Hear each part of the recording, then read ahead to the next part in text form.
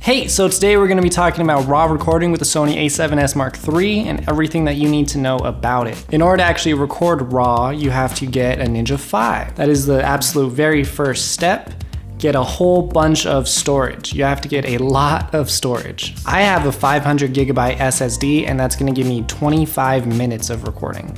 So you wanna get as much storage as you can possibly afford. I would suggest at least 2 terabytes. But to actually record, the first thing that you have to do is update everything. Update your camera's firmware, update Premiere Pro. For me, I had to completely uninstall it and then reinstall it because it didn't say that I had an update available. Update the firmware on the Ninja 5. All of these things need to be updated since the Sony A7S Mark III is so new, and then everything is gonna get a whole lot smoother. I had to learn this the hard way because nothing was working for me. As far as actually beginning to record raw on this camera, you have to go into the settings, go into external output.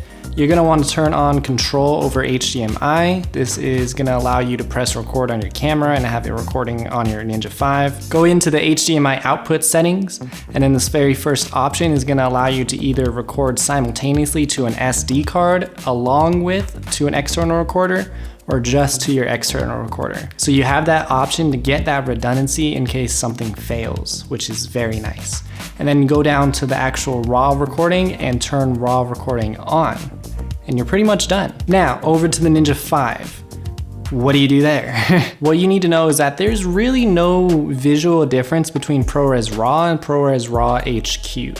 The only difference is file size. So in order to save file size, I would not suggest putting on HQ. Well, that should actually get you filming in RAW, but what more should you know? Well, of course, we talked about the very, very large file sizes, and this is a bit of a concern since you're gonna need a lot more storage on your computer.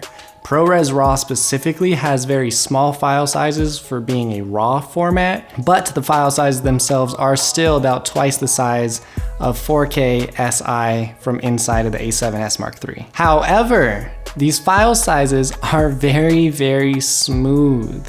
It blew my mind how smooth and how easy it was to actually work with these files inside of Premiere Pro. Since they do still have that ProRes moniker, they are super, super, super smooth. And I don't understand because these files are a lot easier to work with for me than some of the internal recording options from the A7S Mark III. As far as actually editing in Premiere Pro, what you're gonna wanna do is click on your file and then go up to the master.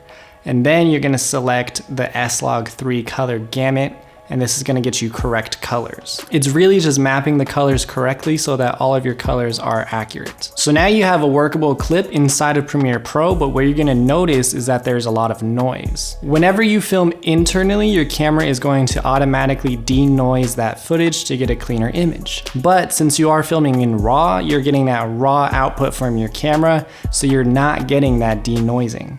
So what you're gonna have to do now is denoise in post. I use the denoiser from Red Giant, but it does come in at $200, which is quite pricey. And denoising itself is going to increase the export time on your computer. So it is something that you're gonna wanna look for and maybe take into consideration when you're filming in RAW. But in some circumstances, it might not be that big of an issue, like when you're filming outside. In the daytime, you're obviously not gonna see that much noise. I'm very new to filming in RAW. This is the first time that I've ever been able to film in RAW was with the Sony A7S Mark III, and I had my expectations up here because I'm used to editing RAW photos. And you might be the exact same way. This might be your first time filming in RAW. Well, my expectations were very quickly crushed.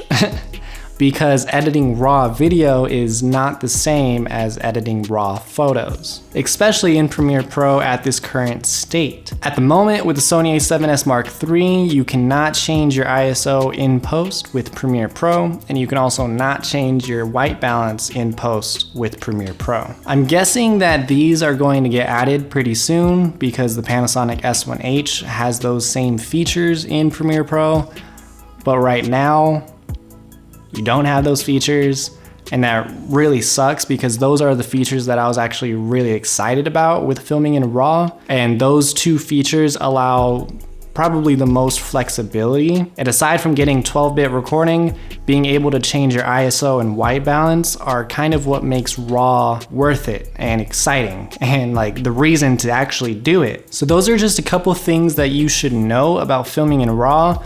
Luckily, things like autofocus still work, but that's about it. So hopefully now you have a better understanding of what you're getting yourself into and then how to actually film and edit RAW video with the Sony A7S Mark III. If you like the video and subscribe for more videos on the A7S Mark III. And that's about it. All right.